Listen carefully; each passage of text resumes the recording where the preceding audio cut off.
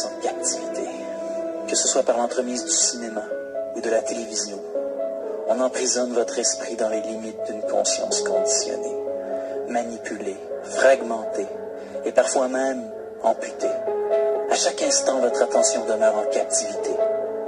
Une série répétitive d'événements, d'images et de mots hypnotise votre pouvoir de décision, dictant vos réactions, vos idéaux, vos ambitions, vos rêves. Vous êtes les instruments du plus grand dépouillement de l'histoire. On vous dépouille, vous aussi. Vos libertés vous sont tranquillement enlevées. Que vous soyez d'accord, vous êtes les esclaves d'une machine, un système. Aujourd'hui, vous dépendez des centrales électriques, des réseaux d'aqueducs, de ces usines industrielles où l'on construit vos meubles, votre nourriture et tous vos biens. Sans l'électricité à la base de toute cette structure, arriveriez-vous à vous débrouiller? Savez-vous comment construire une maison, tisser des vêtements et subvenir de vous-même à l'alimentation où vous êtes en nécessaire? Une seule et unique chose vous lie profondément à cette entité qui viole votre liberté dans sa pureté. Cette chose invisible, sans valeur, le crédit. Cette chose qu'on vous impose jour après jour et avec laquelle on engendre les intérêts, vous coupant le souffle. Pourquoi utilise-t-on ce concept appelé crédit? Une infime minorité vous ont convaincu de l'importance d'un système d'endettement. Comment y sont-ils arrivés? Comment ces êtres ayant l'esprit soumis à la folie du pouvoir vous ont-ils réduit à un état d'esclavage? Pensez-y, découvrez le faux et vous verrez, en toute simplicité, les vérités se dissimulant en arrière du voile de cette réalité. Les artisans, ouvriers de la vie, les hommes et les femmes de métiers manuels sont ceux et celles qui ont un réel pouvoir, une véritable force d'action. Ils façonnent la matière.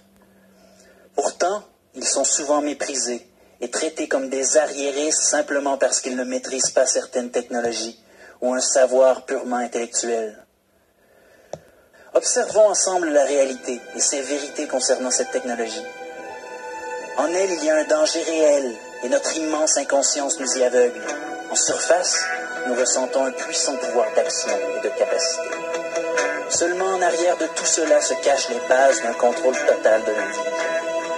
Il y a en ce monde de nombreux ordinateurs qui ont la capacité d'enregistrer toutes vos conversations.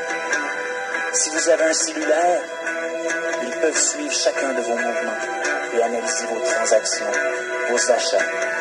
Par l'entremise de vos courriels, vos relations, ils peuvent faire le portrait de votre identité. Vous n'avez plus aucune liberté. A-t-on créé ces outils simplement pour vous faciliter la vie, pour rendre plus rapide et efficace, ce qui en réalité permet de travailler encore plus dur et ainsi maintenir en place ces modes de vie vides, sans profondeur, ni humanité au sens le plus pur et égalitaire du mot? Pourquoi enrichissez-vous réellement une minorité qui en réalité n'a aucun pouvoir? Avec des images, des sons, des paroles soutenues et maintenant avec la terreur, ils vous persuadent de leur importance. Ils n'en ont aucune. Réveillez-vous dès maintenant. Vous êtes déconnecté de la nature de la vie elle-même. Voulez-vous une preuve de votre déconnexion? La voiture, votre principal moyen de transport, souille notre air à tous. Vous polluez votre propre corps en mangeant horriblement. Vous faites tout ce qu'on vous demande de faire. Pire encore, votre insouciante grandissante génère un avenir de misère et vos propres enfants en paieront le prix. Vous pensez être intelligent simplement parce que vous maîtrisez une technologie, un gadget. Soyez conscient de la stupidité d'une telle façon de vivre. Qui vous empêche de prendre un vélo et de marcher? Qui vous ordonne de vivre comme une fourmi sans conscience? Qui vous nuit dans la découverte de nouveaux moyens de vivre? Qui vous commande? Personne ne contrôle votre vie. Tous et un chacun, vous êtes responsables de votre inaction, d'un aveuglement trop souvent volontaire. Des solutions vous seront proposées, mais lorsque votre esprit sera éveillé, vous n'aurez besoin de l'aide de personne. Une liberté pure et salvatrice se cache au cœur de ton esprit. Qu'il soit en paix.